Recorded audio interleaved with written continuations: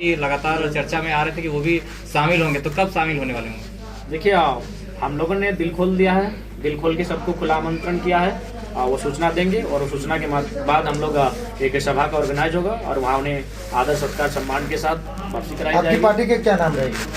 देखिए, पार्टी का नाम अभी तक तय नहीं हो पाया है, तो कुछ त्रुटियाँ पार्टियां हैं, कुछ ना कुछ चुनाव आता है तो अब बांटते हैं, कोई कुर्सी बांटता है, कोई गैस का चूल्हा बांटता है। आप भी चुनाव में हैं तो क्या बांटने वाले हैं जनता को? हम लोग कानून की किताबें बांटेंगे, संविधान की किताबें बांटेंगे, हम लोग के पास जो जानकारी है साझा करेंगे, हम लोग प्यार बांटेंगे, हम लोग इंफॉर्मेशन बांटेंगे, हम लोग इस राज्य के भला कैसे उस पर चर्चा परिचर्चा करेंगे। हम लोग धन बल का किसी प्रकार से कोई प्रयोग नहीं करेंगे। ये जो बांटने का प्रचलन है, अगर उसे बांटना ही है तो ज्ञान बांटा जाए, बांटना ही है तो आपसी सहयोग जुटान कर देते हैं भाषा को लेकर। आप खतियानी झारखंडी महापंचायत रखें, इसका उद्देश्य क्या था? देखिए, उद्देश्य ये है कि झारखंड किसानों का देश है और किसान कहीं ना कहीं गाँव में बसते हैं, गाँव को मिलकर पंचायत बनती है। उसी पंचायत के माध्यम से कार्यक्रम को रखा गया था और हमारा आंदोलन भी कहीं ना कहीं भले ही आगाज हुआ था छात्रों के बेस पर, लेकिन इस आंदोलन को मजबूती तब मिली जब हमारे इस आंदोलन में विस्थापित किसान जुड़े हैं, फैक्ट्रियों में काम करने वाले मजदूर जुड़े हैं। तो कुल मिलाकर अब हम हर किसी को साधते हुए अपने आंदोलन का अगुवाई करेंगे।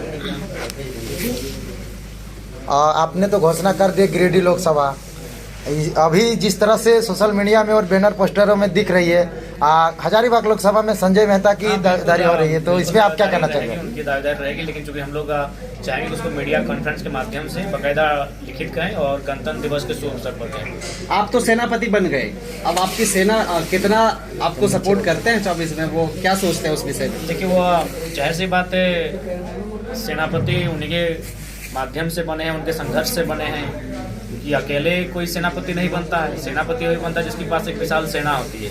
तो उस सेना ने 2 सालों में जो विश्वास दिखाया है, उसी के विश्वास के तर्ज पर हमने कहा कि उस सेनानायक को मैदान में उतरने की आवश्यकता है और हम लोग उतर भी रहे हैं उनको मनोबल बढ़ाने के लिए।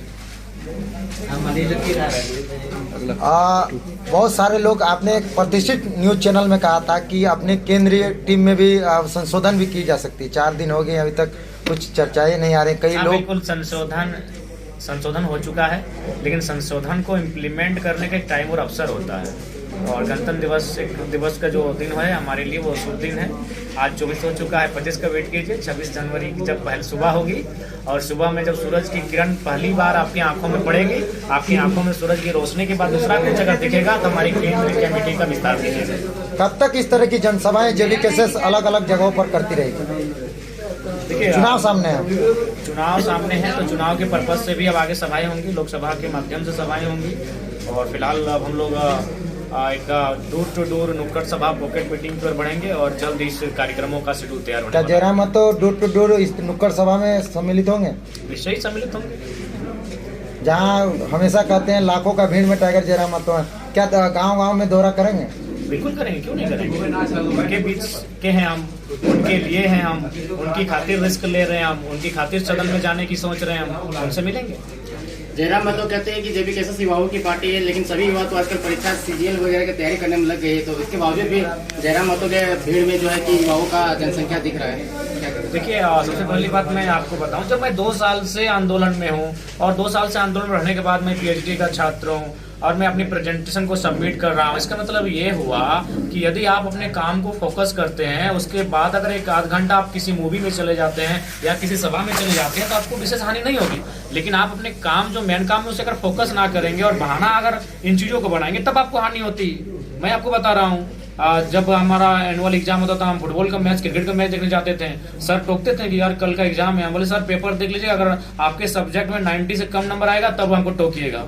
और बिल्कुल मुस्कुराते हुए आके बोलते थे यार कैसे ऐसा होता है। बोले सचिनवा जितना रन बनाता है उतना माइंड ठीक होता है, उतना अच्छा लिखते हैं। अच्छा, आपके पार्टी में कौन कौन से दूसरे पार्टियों के लोग सम्मिलित हो रहे हैं? सूत्रों से माध्यम से पता, हर एक आपके कार्यक्रम में अलग अलग पार्टी के लोग अपना सभी दलों के लोग देखिए, जो झारखंडियत को समझते हैं, जो समय की मांग को समझते हैं, वो हमारे साथ जुड़ रहे हैं, चाहे वो बीजेपी से हो, जेएमएम से हो, आईएसयू से, कांग्रेस से हो, आरजेडी से हो, सभी लोगों का स्वागत भी है। क्या उसको कैंडिडेट की मतलब की तैयारी करवाई? कैंडिडेट की घोषणा तभी होगी जब रायशुमारी होगी, जब उस क्षेत्र में जैसे मान के चलिए हजारीबाग मान के चलिए हमारा मांडू में टीम अच्छा खासा है, रामगढ़ में अच्छा खासा टीम है, बड़का गांव में अच्छा खासा टीम है, विशुनगढ़ में टीम है, तो उनकी सहमति के बाद ही हम लोग इस तरह निर्णय पर पहुंचे हैं। तो इसी प्रकार जब भी कोई निर्णय लिया जाएगा किसी लोकसभा कैंडिडेट का, विधानसभा कैंडिडेट का, तो उस क्षेत्र में जितने प्रखंड होंगे, अगर लोकसभा है तो जितने विधानसभा होंगे, वहाँ रायशुमारी ली जाएगी। वहाँ के जो नेतृत्व करता है, जो आंदोलन को लीड करते हैं, उनसे चर्चा परिचर्चा होगी, उसके बाद डिस्कस करेंगे। जयराम जी, बहुत सी पार्टियां हैं, कुछ ना कुछ चुनाव आता है तो अब बांटते हैं, कोई कुर्सी बांटता है, कोई गैस का चूल्हा बांटता है। आप भी चुनाव में हैं तो क्या बांटने वाले हैं जनता को? हम लोग कानून की किताबें बांटेंगे, संविधान की किताबें बांटेंगे, हम लोग के पास जो जानकारी है उसे साझा करेंगे, हम लोग प्यार बांटेंगे, हम लोग इंफॉर्मेशन बांटेंगे, हम लोग इस राज्य के भला कैसे उस पर चर्चा परिचर्चा करेंगे। हम लोग धनबल का किसी प्रकार से कोई प्रयोग नहीं करेंगे।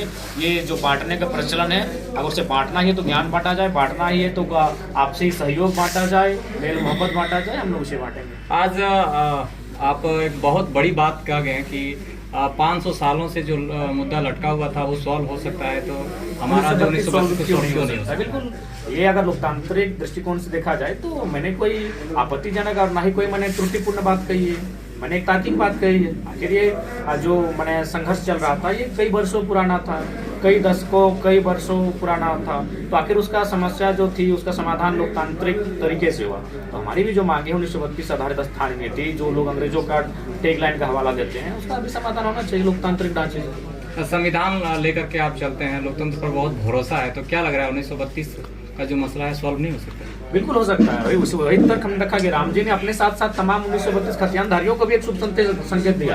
उन्होंने अपने साथ साथ विस्थापितों को संकेत दिया कि उनकी जमीन का अधिग्रहण मान के चलिए 500 साल पहले हुआ था, हमारी जमीनें 50 साल पहले अधिग्रहित की गई है, हमें भी वापस मिलना चाहिए। वही हमने तर्क दिया कि उन्होंने विस्थापितों को भी हिम्मत दिया। राम के नाम को लेकर के लगातार राजनीति की जाती है, क्या उनके विचार? हम लोग धर्म की राजनीति नहीं करेंगे। धर्म सबका है और भारत का संविधान भी 25 आर्टिकल कहता है धर्म को अंतःकरण से मानने की आपको स्वतंत्रता है। हम लोग भारत में मान्यता प्राप्त 10 धर्म हैं, 11वां के लिए सरना कोड की मांग कही जा रही है, तो हम लोग सभी का सम्मान करते हैं, सबकी विचारधारा का सम्मान करते हैं। यही भारत की खूबसूरती है कि भारत के युवा भगत सिंह को भी मानते हैं और धार्मिक भी है। जयराम महतो कहते हैं कि हम 6 लोकसभा सीटों में चुनाव लड़ेंगे। अगर 6 सांसद है इनके पास अगर आ जाते हैं तो क्या वो 1932 लागू करवा देंगे? बिल्कुल, हम लोग जब दिल्ली जाएंगे तो दिल्ली का मुद्दा होगा। जब हम लोग 6 सांसद जीतेंगे तो जाहिर सी बात है 6 गुना 6 36, यानी हमको लगता है तब हमारे विधायकों की संख्या भी तो 25 हो जाएगी। अगर 6 सांसद हमारे पास आते हैं तो हमारे पास 25 विधायक आ जाएंगे। तो 25 विधायक आएंगे तो राज्य की जो सरकार बनेगी उसमें हम निर्णायक रहेंगे। तो ये राज्य का विषय है। तब हम लोग राज्य में 1932, 1964, 1956, 1908 तथा अन्य कॉलम को जोड़ते हुए हम लोग स्थानीय नीति को प्रभावी रूप से लागू करेंगे। पुराने साथियों की बात की जाए तो युवान क्रांतिकारी आपको शामिल हो गए हैं, उसके बाद अन्य नाम भी लगातार चर्चा में आ रहे थे कि वो भी शामिल होंगे, तो कब शामिल होने वाले होंगे? देखिए, हम लोगों ने दिल खोल दिया है, दिल खोल के सबको खुला आमंत्रण किया है। वो सूचना देंगे और वो सूचना के बाद हम लोग एक सभा का ऑर्गेनाइज होगा और वहाँ उन्हें आदर सत्कार सम्मान के साथ वापसी कराई जाएगी। आपकी पार्टी के क्या नाम रहेगी?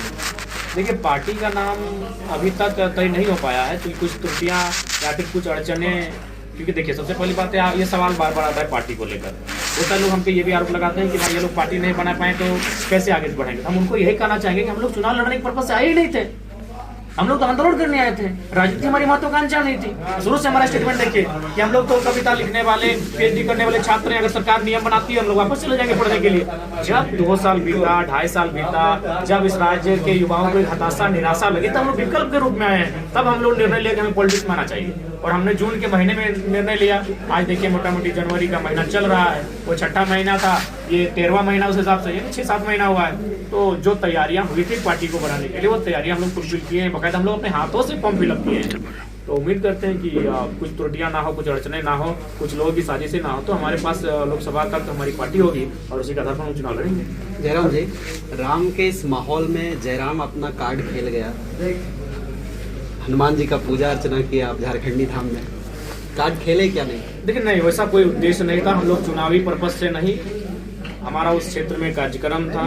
झारखंडी धाम काफ़ी प्रसिद्ध है और वहाँ हमारे जब संगठन है वो राज, धनवार और जमुआ की सीमा पड़ती है, वहाँ हमारा संगठन मजबूत है। तो वहाँ जो हमारे संगठन के साथी थे, मनोज दा थे, राजेश सर थे, हमारे रोहित दा हैं और वो तमाम साथी थे। उन्होंने कहा कि चलिए झारखंड की ऐतिहासिक धरोहर है, कम से कम आइए एक दिन गठित किया जाए। लेकिन हम लोग उसको पसंद करते। हम लोग देखिए कभी धर्म के नाम पर चुनावी राजनीति में नहीं आएंगे, जात के नाम पर चुनावी राजनीति में नहीं आएंगे। हम लोग जब भी चुनाव की राजनीति में आएंगे, मुद्दों के साथ आएंगे, शिक्षा के साथ आएंगे, रोजगार के साथ आएंगे, पलायन विस्थापन के साथ आएंगे, रोटी के मुद्दे के साथ आएंगे। पुनः कहेंगे आस्था सबकी, सभी की आस्था का हम सम्मान करते हैं और सदैव करेंगे। अच्छा, जिस तरह से आप गिरिडीह लोकसभा में चुनाव लड़ने की बात कह रहे हैं, तो किन किन मुद्दों के साथ लोगों के बीच जा रहे हैं? और वो मुद्दा जो है कहीं ना कहीं वहाँ पे नेता मंत्री जो होंगे, जो भी कदावर नेता ही होंगे, तो उनसे क्या पाला भिड़ रहा है कि उन लोग की बात और आपकी बात को समझने में आदमी जो है ठीक समझ पा रहे हैं? देखिए हमारे मुद्दे गिरिडीह लोकसभा के लिए स्पष्ट है। गिरिडीह लोकसभा जो पारसनाथ की सीमा के आसपास आगाज होता है, झुमरा की सीमा के आसपास अंत होता है और इन्हीं दोनों के बीच बहुत सारी चीज़ें हमें देखने को मिलती है। आपका वह पर्यटन क्षेत्र के रूप में हमें देखने को मिलता है, वही क्षेत्र हमें खेत खलिहान बाग बगीचों से भरा हुआ देखने को मिलता है, वही क्षेत्र हमारा राज्य नेशनल हाईवे के रूप में देखने को मिलता है, वही क्षेत्र हमारा माइंस के रूप में देखा जाता है। उसी क्षेत्र में डीबीसी जैसे कई प्लांट है, उसी क्षेत्र में इंडस्ट्रियल बेल्ट जैसे कई उद्योग स्थापित हैं। तो कुल मिलाकर गिरिडीह लोकसभा बहुवैकल्पिक मार्ग प्रदान करता है इस राज्य की उन्नति के लिए, उस क्षेत्र की उन्नति के लिए। बशर्ते जो जनप्रतिनिधि है उनकी नियत अगर स्पष्ट हो जाएगी, नियत अगर ठीक हो जाएगी, तो मुझे लगता है गिरिडीह लोकसभा जब अगर एक बेहतरीन नेतृत्व में आपके अधीन होगा, तो जिस दिन अधीन होगा उसी दिन मुझे लगता है कम से कम 2 से 3 हजार रोजगार का सृजन होगा। आप बाहरियों का हमेशा विरोध करते हुए नजर नहीं, हमने नहीं, आपने तार्किक विरोध किया है। आप लोग थोड़ा विक्रमित ना करें। मैंने कभी किसी डीसी का विरोध नहीं किया है, मैंने किसी डीसी का विरोध नहीं किया है। अगर कोई चपरासी बन के, जमादार, हवलदार बन के आएगा तो मैं उनसे असहमति रखता हूँ, मैं उनका विरोध करता हूँ। इस स्टैंड पर मैं शुरू से कायम हूँ। 6 लोकसभा आप बोलते हैं, कौन कौन से लोकसभा से उतर है? वो तो चीज़ें कंफर्म हो चुकी है, हजारीबाग, कोडरमा, गिरिडीह, धनबाद। उसके बाद कुछ सीटें हैं जहां हमारी पर्यवेक्षक की टीम लगातार लोगों के संपर्क में है। जब जिस दिन उनका रिपोर्ट सबमिट होगा हम लोग अनाउंसमेंट करेंगे। मुख्यमंत्री पर लगातार ईडी का बुलावा आ रहा है, उस पर कुछ कमेंट करना चाहेंगे? बहुत लंबा इंटरव्यू। देखिए, अगर मुख्यमंत्री दोषी हैं तो उस पर उनका बचाव हम करने के बिल्कुल इच्छुक नहीं है।